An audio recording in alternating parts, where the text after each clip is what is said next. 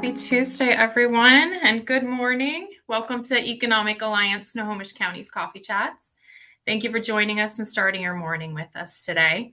I'm Rachel Moreira, Director of Community Engagement at Economic Alliance Snohomish County, and I'll be moderating today's conversation. At EASC, our mission is to strengthen Snohomish County's economy by bringing together business, government, education, and community leaders to address the opportunities and challenges shaping our region. Today's discussion, Anchoring Regional Growth, Maritime and Defense Activity at the Port of Everett, focuses on two sectors that are fundamental to our region's success. The Port of Everett serves as a vital hub for trade, industry, and waterfront investment, while Naval Station Everett is one of Snohomish County's largest employers and an important contributor to our economy and community. Together, they support thousands of jobs, strengthen the supply chains, drive infrastructure investment, and enhance our region's long-term competitiveness. Today's conversation isn't about military operations or defense policy. Instead, we'll focus primarily on exploring how maritime and defense activities, workforce development, and cross-sector partnerships work together to support a resilient regional economy. Please join me in welcoming today's speakers. Lisa Lefebvre is CEO of the Port of Everett, leading one of Washington's most diverse ports and advancing maritime commerce, waterfront development, infrastructure investment, and regional economic growth. Thank you, Lisa, for being here. Dave Abrams is CEO of Maritime Institute, a nationally recognized maritime training organization that prepares the skilled workforce supporting both commercial maritime industries and government operations. Dave, welcome. And Ray Stephenson is President and CEO of Economic Alliance Snohomish County, where he leads regional efforts to strengthen economic development, business advocacy, workforce partnerships, and military community collaboration throughout Snohomish County. Good morning, Ray. Later in today's program, we'll also hear from Captain Stacy Woothier, Commanding Officer at Naval Station Everett. Captain Woothier will provide an update on the installation and its continued role as a valued community partner, major employer, and contributor to Snohomish County's economy. And thank you all again for being here today. So we're going to go straight into the Q&A, and we're going to kick it off with Lisa. Lisa, when people think about the Port of Everett, they often picture ships, cargo, and the waterfront. From your perspective, what role does the port play as a regional economic engine, and why should businesses throughout Snohomish County care about its success? Thank you, and thanks for the introduction. So I think if you look at history and ports globally, you'll find that all of the major cities throughout the world and the United States are formed around strategic port assets. And then there's a reason for that, right? You know, almost every single business recruitment that we see come out, almost of any business, is I want 24-hour deep water port access, rail access, close to the highways and airports, right? So having that critical infrastructure to support trade and movement of goods and people is really critical to making an economy work and function. In Washington State, we're a little unique because our ports don't just move cargo. In a lot of other states, ports just move cargo or they run airports. In Washington State, we have a special authority for economic development, and so we're able to help facilitate economic growth in other areas as well. For example, in recreational marina activities or mixed-use real estate activities and supporting workforce development and so forth. And so Washington State is the most trade-dependent state in the nation. Snohomish County is 60% of its jobs are tied to trade. And so having a port and the flexible tools that we have in our toolbox to help facilitate economic growth, I think a little more quickly than most government entities. Thank you. Ray, EASC has increasingly emphasized both maritime and military affairs as priorities. Why is it important to look at these sectors together rather than as separate parts of our economy? Well, Snohomish County, they aren't separate. They're really intertwined. Port of Everett and Naval Station Everett sit side by side in the same waterfront, and they draw from the same workforce pipeline, the same infrastructure, and often the same supply chain. When I was mayor, one of the first things I learned that a decision made in Washington, D.C. about a ship or a base can ripple through the local economy just as fast as a decision about a shipping contract. We saw that recently with the Navy's decision to cancel the Constellation class frigate program. That wasn't just a defense policy story to us. It was a local jobs and business story.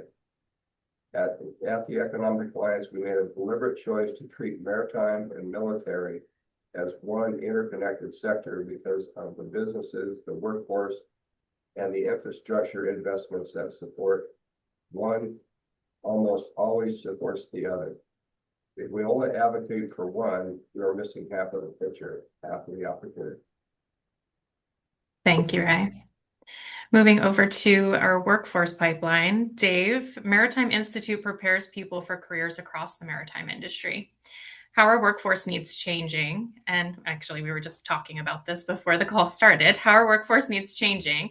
And where do you see the strongest demand from both commercial maritime employers and defense-related employers? Yeah, thanks, Rachel, and good morning. Thanks for having me. So take the maritime industry broadly. You can put it into a couple of buckets. There's the shipyard, ship repair, ship construction side. There's the vessel operations side, and then there's port infrastructure. We deal mostly in the shipyard side and the vessel operations side, and in those two areas, we're facing what we call the silver tsunami, which is impacting a lot of industries, where the average age of the workforce in both the shipyard side and the vessel operations side is in the mid 50s, depending on whose data you believe.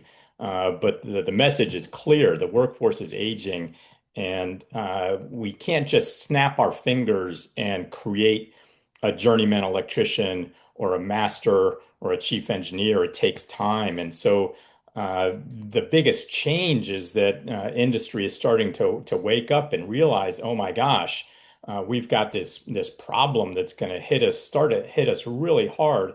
And so they've got to start taking advantage of the runway they've got left and bringing new people into the industry. So the opportunities are immense.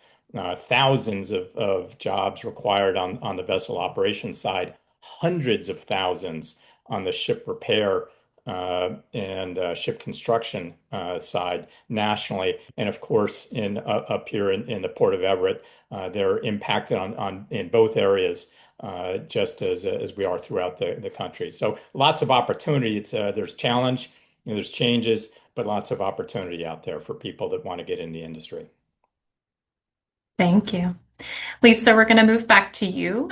Infrastructure investments often happen behind the scenes, but they're critical to long-term growth. What investments currently underway or on the horizon will have the greatest impact on the port and our regional economy? Well, I think, over the past 10 plus years, we've invested over $150 million in the aerospace supply chain. We did so to hopefully help solidify the future of aerospace in the county for quite a long time with the 777X announcement and so forth.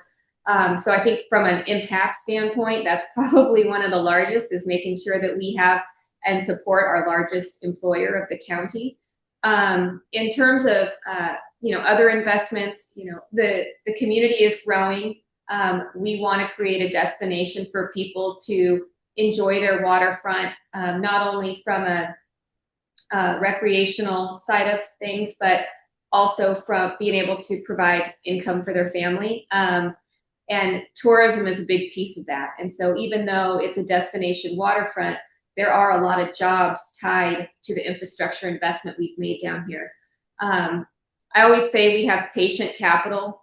If it wasn't this, it tries not to sound self-serving, but it's just the pro forma doesn't work. If it wasn't for the port or a government entity or a subsidy, a lot of these waterfront developments wouldn't happen, because the cost of the infrastructure investment on these filled contaminated lands is so expensive, the projects don't pencil otherwise. And so a big piece of our infrastructure investment has been doing the horizontal infrastructure to make it ready for private sector investment. And so to date, we've spent between public-private over $350 million investing in the waterfront.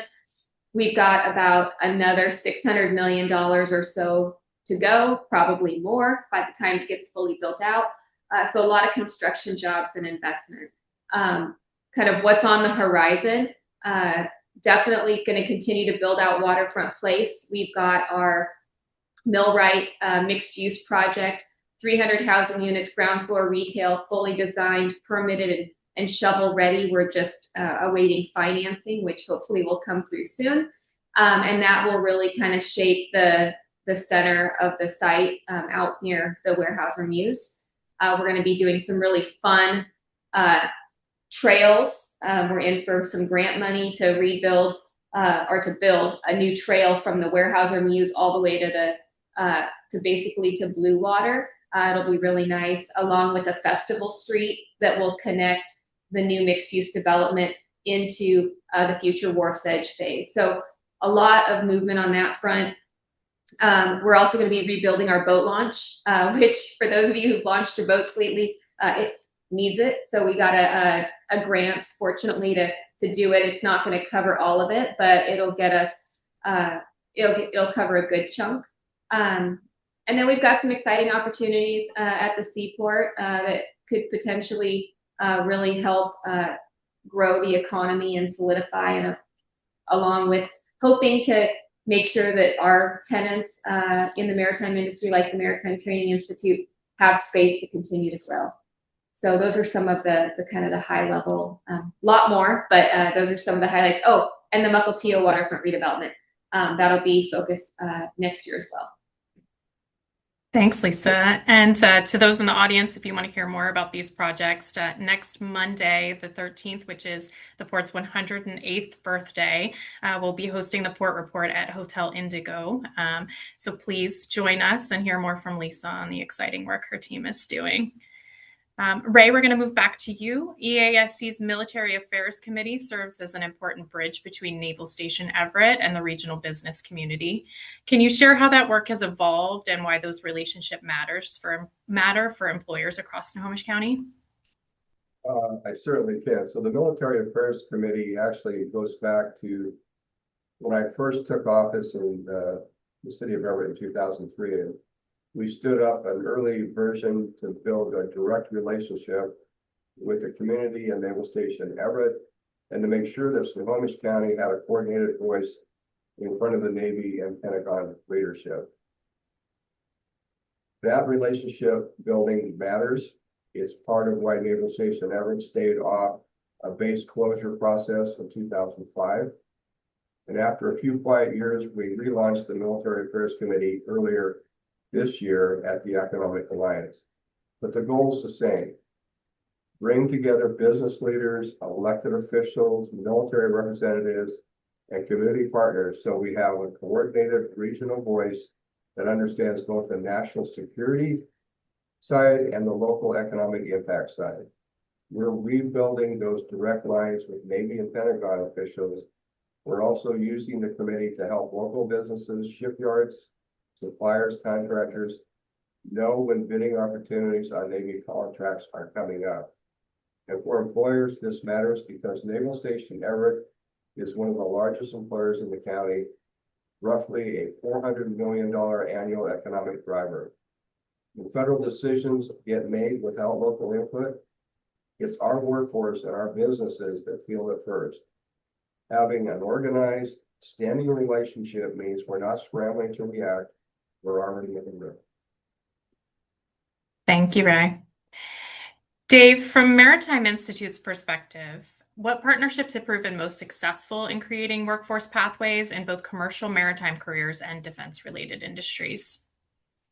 Yeah, so let's define what a pathway is. There's a beginning, a middle, and an end to any pathway. And as I said, when we had our graduation of our first high school program, again, thanks to a lot of partnerships, including the Port of Everett, it takes a village to put that whole program together. So, we needed a partnership with a school district. We had to create awareness that the opportunities exist. Then we needed facilities, and we were partnered with the Port of Everett to create the facility that we needed to put the training in place.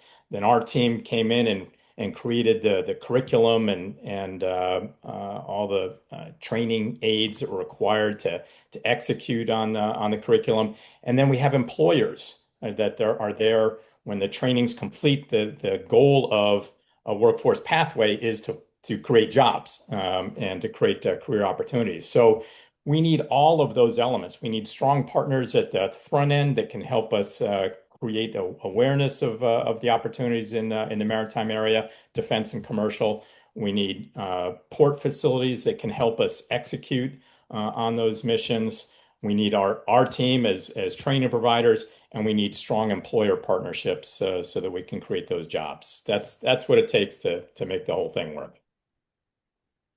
Thank you. Lisa, the port works closely with businesses, local governments, Naval Station Everett, and organizations like EASC. How do those partnerships help strengthen regional competitiveness? Yeah, I think that, the kind of the theme and why Economic Alliance was created is that we needed to speak with one voice, right? And to be able to advance our economic development goals and support aerospace and maritime and the Navy and all of the hospitals, higher education, all the things that we need to be able to be successful as a county. And that all takes partnerships. It means, kind of rowing in the same direction and coordinating. So, for example, in terms of Naval Station Everett, since it's maritime focused, they're a critical asset to us. And one of the reasons we've worked so hard to get a shipyard here to be able to hopefully have the ability to support them long term. We worked very closely with other folks to be able to get additional infrastructure in place to be able to potentially support the destroyers long term. It's going to take a significant amount of infrastructure investment. We've partnered with the city, the county, the state, and the federal government to be able to get grants to electrify the shipyard to meet Navy requirements, strengthen the pier to also meet requirements of housing a battleship basically in your port. So right now all the destroyer work goes down to South Seattle, and so does the sailors. So that's a key piece and focus area for us. It's also one of the reasons we went and got strategic seaport designation. So we're one of only 18 ports in the nation that within 48 hours notice can move out military cargo and or accept it in. And that was to be able to support the military aspects and complement Naval Station Everett.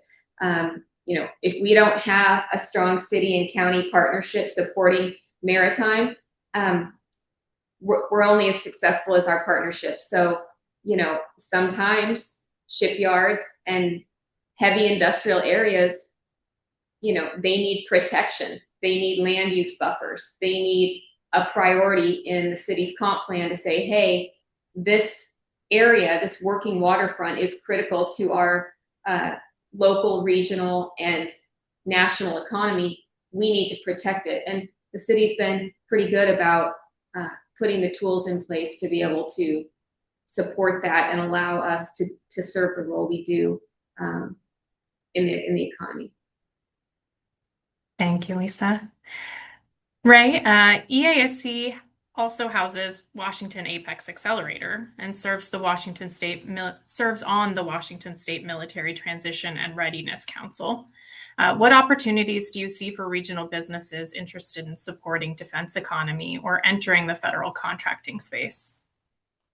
Well, I think the opportunities are really unlimited, and there's real opportunity for regional businesses. And honestly, I don't think enough companies realize how accessible this opportunity is for them. And our Washington Apex Accelerator team works directly with local businesses to help them understand how to be bid ready and meet compliance requirements as federal contractors. finding contracting opportunities, and compete for defense and government work. Everything from shipyard maintenance and supply contracts tied to Naval Station Everett and the broader federal procurement process. And on top of that, my seat on the Washington State Military Transition and Readiness Council gives us a direct line to statewide conversations about how we support transitioning service members and military families. That's a workforce opportunity, much as it is for service members and the way we support them every day. Every year, skilled veterans leave active duty right here in our region, and they're exactly the type of experienced, mission-driven talent our employers are looking for. And through the council and our own military affairs committee, we're working to connect talent pipelines to local businesses, while also helping companies understand how to plug the defense supply chain. So whether a business is looking to hire a veteran or looking for the first win on federal contracts, the Alliance is built as a front door for both. Thank you, Ray. Dave, technology continues to reshape the maritime industry. How is Maritime Institute preparing today's students for tomorrow's careers in maritime? Sure. So you have to remember, first of all, our industry is really, really old. We go back thousands of years. So evolution is constant. I think one of the things that we do is create awareness about new technology. We make extensive use of simulation. So, when we talk technology today, most people are thinking about computer systems, AI, autonomous things of that nature. So everything involves some sort of computer interface. So we make extensive use of simulation just to get people who maybe have been in the industry for a long time and now are making transition to some of these new technologies, get them used to using technology, interacting with a computer to do their role in a vessel or in a shipyard. But making awareness about the technologies, what's coming down the pike. One of the challenges we face as a training organization is technology leads the development of regulation. Regulation lags technological development significantly. And so new technologies that come out that could be really useful in AI and autonomous technologies. It takes years, sometimes decades, to build the framework, the legal framework, so that then we can have formal training around those technologies. So we start out just by creating awareness around the technologies. Port of Everett has some real advantages having a military base there, because the military doesn't have the same regulatory restrictions that the commercial industry has. So you'll be able to see more advancement in autonomous vessels and use of AI in the maritime sphere in the military before you'll see it come out to the commercial world, because the military kind of has its own built-in regulatory framework. So awareness, practicing on simulation, those are really the things that we're doing as a school today. Thanks, Dave. I'm going to kick one more question to you. I know that Maritime Institute recently graduated the first cohort in partnership with Snow Isle Skill Tech Center. If a business or an educational institution wanted to become more involved in developing the next generation of maritime professionals, where would you encourage them to start? How do they initiate those partnerships with Maritime Institute?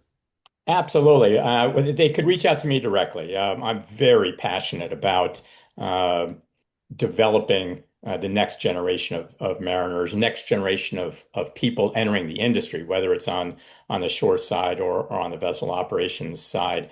So they can reach out to me directly, dave@maritimeinstitute.com. And I'd be happy to talk with folks that would like to start their own programs, or work in partnership with us to develop programs to educate people and get them started in the industry. Thank you. And for those joining us on this live stream, we'll be sharing out a post-event email with resources from today's discussion, and we will include Dave's contact information in that follow-up. Lisa, I'm going to kick another one over to you. The Port of Everett is often described as an economic engine for our region. What are some ways businesses that aren't directly involved in maritime industries still benefit from the port's resources and opportunities? For instance, in regards to trade, foreign trade zones come to mind.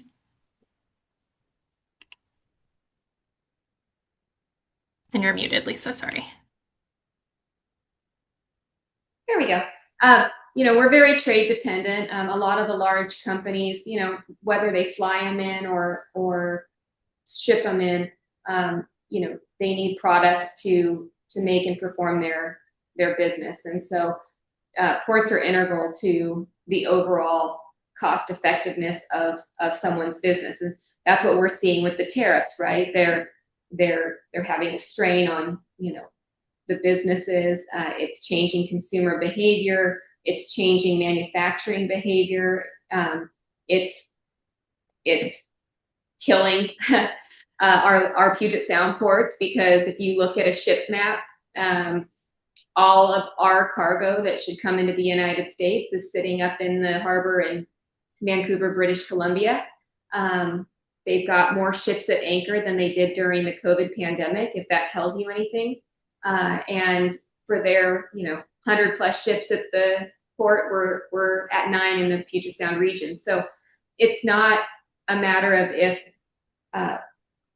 It's kind of like a balloon. If you squeeze it, it goes somewhere, right? And that's kind of what we're seeing is our economy is really stifled. We're not seeing a lot of business growth in our region right now. A lot of it's tied to the cost of doing business in the state, tariffs, the cost of construction, and the fact that you can go to Canada and avoid all the harbor maintenance taxes and then bring the US bound cargo across the border by land, either by truck or rail, at no cost with custom pre-clearance. So there's a lot of policy reforms that we're working on to try to make it so that we strengthen our Puget Sound ports for the business community. Thank you, Lisa. One more for you. When businesses are deciding where to invest or expand, could you talk a little bit about the advantages that the Port of Everett and the surrounding region offer that makes Snohomish County competitive? Why should businesses choose to land at the port? Well, I think the biggest thing is that, sorry, hey, just a second. Sorry, someone just walked in. The biggest thing is that we have, deep water port access. We're on the western terminus of the BNSF rail line. We have direct access to, Chicago, Canada, Mexico, California. So our infrastructure and location is very strategic. I think one of our challenges is that we're kind of out of land, right? We've got a significant amount of industrial land in Everett with Smith Island and the old Geldwin property, but and the port doesn't own them. They don't have any infrastructure, utilities, sewer, like nothing that would make them attractive for a business to site. So we actually miss out on a lot of opportunities because those two large industrial sites are not ready for development. And that kind of goes back to my previous comment that it doesn't pencil, right? And so you need to be able to invest in that infrastructure to be able to capture some of those opportunities. If I may, Rachel, I'd like to tag on to that. One of the things that Port of Everett has as a real advantage is Lisa, as a real forward-thinking leader. I can say as a port tenant, Lisa's the reason we're there, as someone that can help us expand and someone that is looking at how to get to yes instead of in a lot of places you go, it's always trying to get around the nose. And so having a leader, having somebody at the port that really is interested in driving growth, making things happen, is a real advantage. Agreed. Thank you, Dave. I could, Ray, did you have something to add? I couldn't agree more. I mean, Lisa is one of the most enlightened leaders I've ever worked with. And while I haven't been around for all 108 years of the port's history, I've seen a number of port directors, and she by far is the most creative leader I've worked with. So good on you, Lisa. Well, Yeah. I didn't even pay him to say it, I swear. Thank you guys, that's very kind. We have a comment in the chat from Alyssa Jackson, who is the director of our Snohomish STEM program here at EASC, and she just wanted to share that she loves to hear about the work and the partnership supporting career pathway awareness. Investing upstream in Snohomish County's workforce pipeline is a critical step to strengthening Snohomish County's future workforce, and she said congrats about the first cohort to the Maritime Institute. Thank you. Of course, thank you. And just one last question for everyone before hopefully Captain Withier joins us. As we look ahead to next week's port report, what's one thing you hope businesses and community leaders better understand about the connection between maritime activity, Naval Station Everett, and Snohomish County's economic future? Do you want me to go first? That'd be great. Thanks, Lisa. So I think one of the things that I want people to learn is that we do a lot with a little. There's a lot of things that we have to get very creative, as these guys know, and no is the starting out point for negotiation, and then it kind of turns into, okay, well, how do we pay for it? Because as you guys know, we're not a countywide port, and so unlike our partners in Seattle and Tacoma, where they're getting, let's say $60 to $90 million a year in public investment into their facilities, we get 5. And so we have to do everything with a very shoestring. And so I hope that the next week, the community, obviously we want to go faster, but I hope they appreciate how much has been done, the amenities that are offered, what's to come, and especially on the limited resources we have available to us. Thank you, Lisa. And I know it feels like the work is moving slow, but from the outside looking in, every time I visit the port now, it feels like there's something new. So, Ray, did you have anything to add? We're good to go. All right. Well, I did just see that Captain Withier has joined the call. So thank you to our 3 speakers for your valuable insights. We've spent the first part of today's conversation exploring how maritime industries, workforce development, and regional partnerships contribute to our economy. To build on that discussion, it's my pleasure to welcome Captain Stacy Withier, Commanding Officer at Naval Station Everett. And Captain Withier will share how the installation contributes to regional economic vitality, supports the maritime ecosystem, and partners with communities throughout Snohomish County. Captain Withier, thank you for joining us today, and I'll turn it over to you. Okay, I appreciate it. Okay, great. We've got the slides up, so I wanted to make sure we had that. So good afternoon, or actually good morning, right? I really appreciate the invite to come here. Apologize for being a little late, but I was on another call until now. So I'm happy to be able to have the opportunity to talk to you a little bit about Naval Station Everett and kind of our contributions to the greater Snohomish County. So thank you for the Economic Alliance for inviting me to come. And I also have my public affairs officer, which is Mr. Philman Haley, or Hailey, sorry, that he is our kind of one-stop shop. If you have additional questions or things that you would like to understand more about the base, he can get you those answers more in depth, I would say, if we are unable to answer them here. So I know that Naval Station Everett is very much a part of the region's economic fabric, and it is important, this partnership, to allow us to have mutual success. So I really appreciate it. So I'm taking the opportunity to kind of go over my state of the station in a brief manner to give a little bit more background on the naval station. So we'll go with the next slide. So most people are aware the history of Naval Station Everett and how it was carved out of the Port of Everett.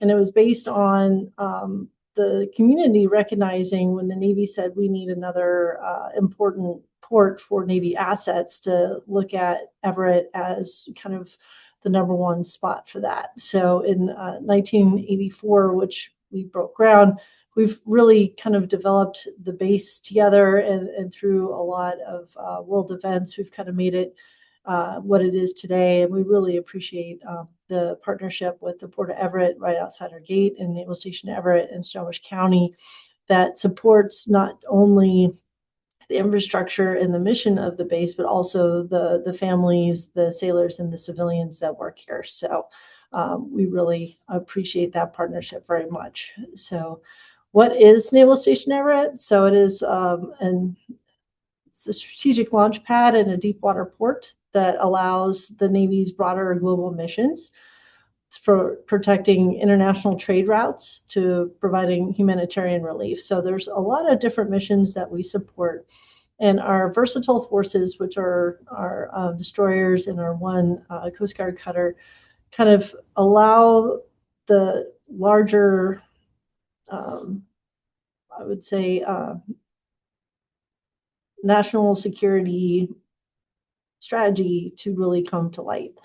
And we make sure that we provide those dynamic forward deployed presence anywhere in the world. And we do that by making sure the ships and the sailors that are stationed here are ready to go when the operational commander requires them. A little bit more about my area of responsibility. I actually own a lot of real estate all the way to Minnesota, and we have 5 satellite kind of areas that I'm in charge of. So we have Naval Station Everett, which is, tucked in with the Port of Everett. We also have Smoky Point, which is our Navy and commissary and future home of some more Navy housing, which we're excited to develop. We do have some Navy housing in Lake Stevens, and I also have Jim Creek radio site, as well as Pacific Beach, which is also another morale, welfare, recreation area. I have acoustic research development site in Idaho, which is on Lake Pend Oreille, and I also have another radio site in North Dakota. So actually own quite a bit of real estate all the way there. And we also support a lot of our reserve units, which are the other stars you see on the map. So, we not only partner with local leadership here, but we also do it in those locations as well. So outside of Naval Station Everett, there's 3 other major Navy installations in the Pacific Northwest, and with Naval Base Kitsap, Whidbey Island, and Navy Magazine Indian Island. That's really hundreds of command, thousands of personnel, and billions of dollars in regional investment. And Naval Station Everett is proud to be part of that broader Navy Region Northwest team. So what do we do on the global stage? There's a lot of kind of billets on there. It's kind of a plug and play. It depends on what we need. Our destroyers, they can go alone and unafraid to go protect trade routes. They also make sure that international order is kept out there in the sea lanes, which I think is a big impact to the region with how much trade kind of comes through the sea. We also support our carrier strike groups. We do a lot of humanitarian aid when necessary, a lot of training. So a lot of it is just presence. We're able to go anywhere with our ability to refuel at sea, and it allows us to have that international reach when needed. So our current operations, so we are home to 7 destroyers. One of them is in Vigor Shipyard in San Diego, and the other ones they come in and out of maintenance quite a bit from not only Vigor in Seattle, but sometimes all the way to Portland. And a lot of the other times they're out. I don't necessarily know exactly what missions they support. That's not my role. That is a different commander's role. But my job is to make sure that we have the support systems for them and their families and the maintenance and to kind of take care of them so they can go do those operations. All right. So part of that is the shipyard. So we continue our strong partnership with the Puget Sound Naval Shipyard.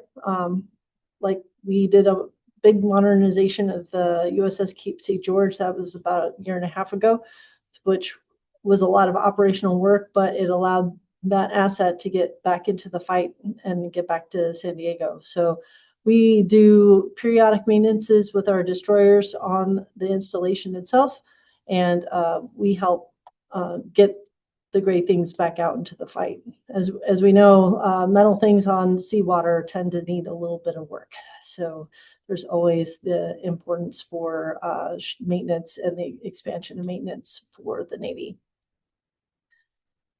One of my biggest roles is a social support for providers. So our fleet and family support programs assist to ensure people are ready, resilient, and supported, especially during the moves. So PCS, permanent change of station moves, which happen all year round, but in general with families that happens during the summer, as well as deployments and family transitions. So the programs here on the screen represent that kind of partnership and opportunity with our morale, welfare, recreation teams. And one, I believe, that stands out of the community is our workforce transition support. And this year we've had one job fair in the early, I think that was January, and we're coming up with another one, I believe it's in August. And that is to connect 50 employers, education partners, and service providers in the region with our service members, our veterans and military spouses included. And these individuals have the training and reliability and leadership experience that I think a lot of employers in the region are really looking for. So we're happy to provide that social network for them, not only so they could kind of do their current job. Families that have jobs in the area are more stable, and also some of our transitions want to know what the community has for them to stay here as well. A lot of them enjoy that. We do a lot of community partnering, so with Snohomish County, Tulalip tribes, and it's really essential to our mission readiness. So we use land use planning, emergency management, training, environmental stewardship, and public safety. And our IGSA, our intergovernmental support agreement with the city of Everett, is saving time and resources for both the Navy and the city. And we're looking to see what kind of partnerships we can do together with other entities to kind of allow those economics to be felt by not only the Navy, but also the cities and municipalities as well.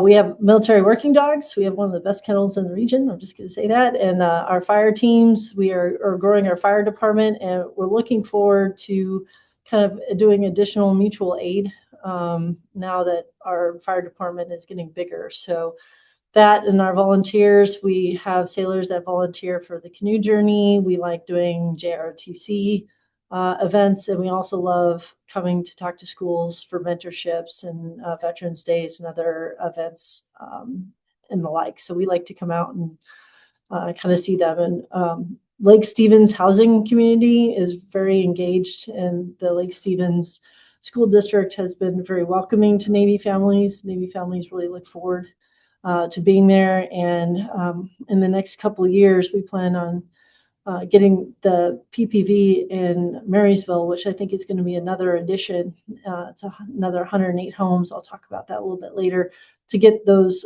smaller Navy families kind of closer to some of the Navy benefits of the exchange and commissary. And we're working with the Marysville city and the school district to know that the expansion likely will be coming as those houses get finished. So we will continue to be more ingrained in the fabric of Snohomish County. So our partner in recapitalization projects. So we worked with the city of Everett to design mostly to advocate for their regional fire training facility. I think that my hope is that we can get that pushed through this year. We also worked with the Port of Everett for their fuel dock, as well as police boathouse. We're working with them for that. And as I mentioned, the public-private venture housing, that was going to be 88 homes, but we were able to repurpose a building on the property, which will give us now 108. Well, that doesn't quite get to 25%, which is what we try to hope for Navy housing for an installation. That gets us closer and gives us more opportunity there. We're also continuing to look for the implementation of the Transportation Clean Fuel Standard Program with the Port of Everett and expanding, ship maintenance capabilities where we can, because that's always something that the Navy is always pushing for, is that expanded maintenance capabilities. So each one of these projects kind of represents planning, contracting, engineering, design, and construction, and really long-term investment for local businesses and jobs. So we're hoping that the Marysville PPV project will kind of allow more of that partnership in the future.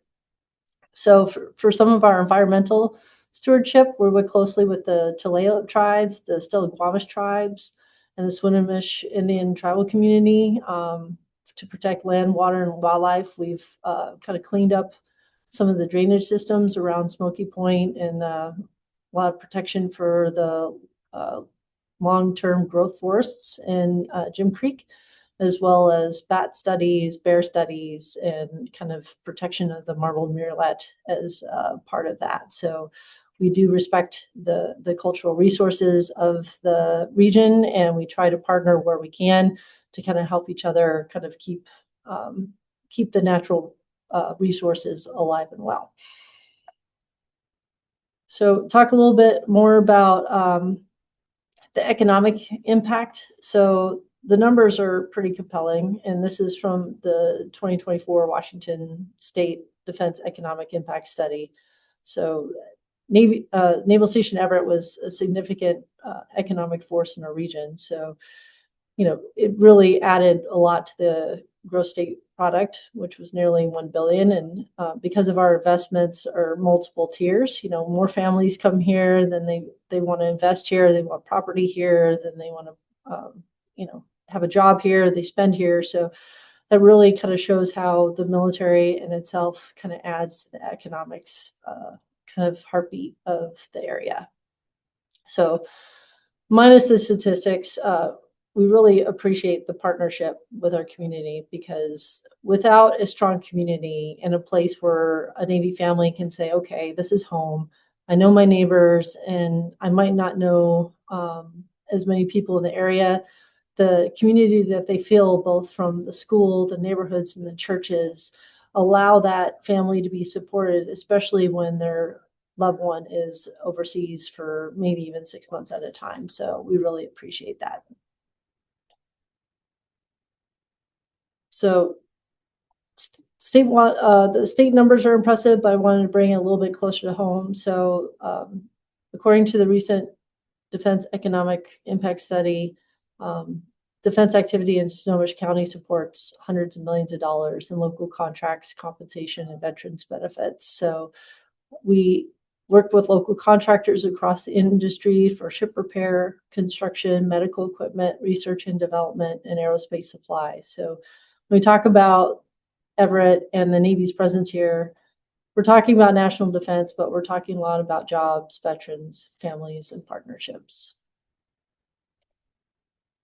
All right, and the last thing I want to just highlight is, with the veteran population, they have an advocate here at Naval Station Everett. We have a lot of resources for the veterans and the retirees, with not only Jim Creek, Pack Beach, but our gyms, our ticket sales, and everything else. So we really appreciate the folks that come here. When the ships are in, City of Everett knows that the traffic goes up a little bit on West Marine View Drive with lots of ships in, but when they're not, we are a great place for people to come and get their ID cards and all the other services that we can provide. So I know it was kind of quick, but I wanted to give just a little bit background and hopefully give you a little bit more information about Naval Station Everett and our partnership with the Snohomish County. Thank you, Captain Withier. We appreciate you joining us this morning and sharing insights into NSC and its role in our region. We'd like to close the discussion today with one last question that will open up to our three other speakers that were featured at the beginning as well. We've spent the past hour exploring how maritime industries, defense, workforce development, and regional partnerships all contribute to Snohomish County's economy. Looking ahead, what do you believe is the single greatest opportunity to strengthen our maritime and defense economy over the next 5 to 10 years? Captain Withier, would you mind kicking us off? Oh, yeah, absolutely. I really appreciate the question. I get that kind of a lot, and it's really hard for me to kind of speculate on what's next for the Navy. Like that's not my position. That is kind of a big Navy decision. But one of the things the Chief of Naval Operations talks about is the foundry and the foundry of the installations, and that I think in the right way is getting a lot more attention from higher Navy leadership is the importance of the installations and being that groundwork for readiness for the fleet. And I think when we look at what we can do as a county to continue to support that large Navy mission is to understand that we're in here for the long haul and we will be here. And so what can we do to strengthen that partnership with making Naval Station Everett a place where people want to go? A lot of people want to stay in Naval Station Everett, and they look for opportunities for that growth, work development for their families, how well our spouses and being employed within the county, and how we're supporting affordable housing, medical, all the things that affect kind of our normal citizens. Those impact the Navy as well, sometimes more acutely because we're here sometimes for only a short while. So when we look at 5 to 10 years down the road, I really feel like that partnership is what's going to help the Navy and support the sailors that are on our installation. Thank you, Captain. Ray, Lisa, Dave, anything to add to close us out? I would just mention that I think that, from the maritime industry is still for lack of a better phrase, build it and they will come. And I think that has been one of our biggest challenges. It's not only a challenge for port infrastructure investment, but also Navy infrastructure investment and operation and maintenance and rebuilding facilities and having redundancy and power and all the things that you need to be able to run and continue to run an effective maritime complex. I think that is going to be one of the key partnerships and strategic focus areas is how do we leverage economic opportunities in ways that also supports our largest employers of the region, which is the Boeing Company and Naval Station Everett. Thank you, Lisa. Dave, it looks like you had something to add. Yeah, I wanted to say when I looked at expanding Maritime Institute, we looked around the country for where were the best opportunities, and we chose Everett specifically because Washington has such a great maritime legacy, and it is such a strong maritime community. And we wanted to be able to support that community and keep the jobs up in Washington, keep the training going up in Washington, and then looking to the naval station there and knowing that there was going to be expansion. We want to be there for the Navy. We do a lot of support with the Navy. And Captain Withier's correct. It's a foundry, and we need people to operate that foundry.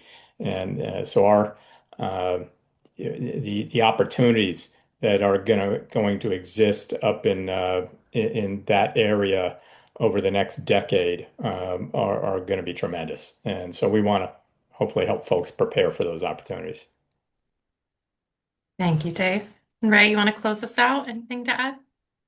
So the first thing I would say, and the captain knows is this community loves it. And I was honored to be on the city council in the 1980s when the decision was made to bring Naval Station Everett online. Our citizens supported it with an advisory vote of over 70%. And that support continues today. So very proud of that. The other thing I would say, I think of all the sectors, all the business sectors in Snohomish County, the opportunity for the growth and expansion is stronger in the maritime sector than anywhere else. We have opportunity to do ship maintenance here in this community. I'll put in a plug that I want to see the county embrace the county-wide port district. That needs to happen. That will increase our investments in maritime. We need to start building ferries replacements in the state of Washington and in this community. So there are a number of things that if we can affect change, if we can be advocates for a strong maritime future, I think the opportunity is unlimited. Well said. Thank you, Ray. And thank you once again to Ray, Lisa, Dave, and Captain Withier for joining us this morning. Today's discussion reinforced that the Port of Everett and Naval Station Everett are more than just neighboring institutions. They're complementary assets that help power our local economy. And together they support business growth, workforce development, infrastructure investment, innovation, and regional resilience. What makes that possible is partnership. Businesses, educators, government agencies, military leaders, workforce organizations, and community partners all have a role to play in ensuring our region remains competitive for generations to come. And at EASC, we are proud to serve as a convener for conversations like this because strong economies are built through this collaboration. Before we wrap up, we hope you'll continue the conversation with us at the 2026 Port Report on July 13th at Hotel Indigo, Seattle Everett Waterfront. Join regional business leaders, government, and community leaders for one of Snohomish County's signature economic development events as Lisa Lefebvre, Port of Everett CEO and today's featured panelist, delivers the keynote Port Report, highlights the port's major initiatives, waterfront development, infrastructure investments, and vision for the future of our region. And you can register by scanning the QR code on your screen. And we will also send out that invitation with the post-event email, including resources from today's conversation. And our next coffee chat's on August 11th, titled Circular Economy and Industrial Symbiosis from Efficiency to Opportunity. As businesses face evolving supply chains, rising resource costs, and increasing demands for efficiency, we'll explore how cross-sector collaboration can turn waste into value, strengthen supply chain resilience, and create new opportunities for innovation and economic growth. Join us for a practical conversation featuring regional leaders who are helping businesses move circular economy strategies from concept to implementation through real-world partnerships and shared solutions. And one last plug, one of the ways EASC supports our military community year-round is through our Military Affairs Committee. The committee brings together business leaders, military representatives, elected officials, and community partners to strengthen the relationship between NSC and the broader Snohomish County community. Together, members advance initiatives that support military readiness, workforce development, infrastructure, veteran and military family support, and regional economic resilience. If you would like to join the committee or are interested in getting involved, please scan the code on your screen right now, and it will link you to our advocacy page on EASC's website. And you can reach out to me directly. I'll be sure my email is included in the post-event email as well. To register for events and learn more about EASC and our work, please visit economicalliancesc.org or scan the QR code on your screen. And thank you once again for joining us this morning. Before we sign off, let's switch to gallery view so we can see everyone's faces. And let's raise our coffee mugs if you have one. Here's to strong partnerships and a thriving maritime economy and a resilient future for Snohomish County. We hope you have a wonderful day, and we look forward to seeing you all at the Port Report next week.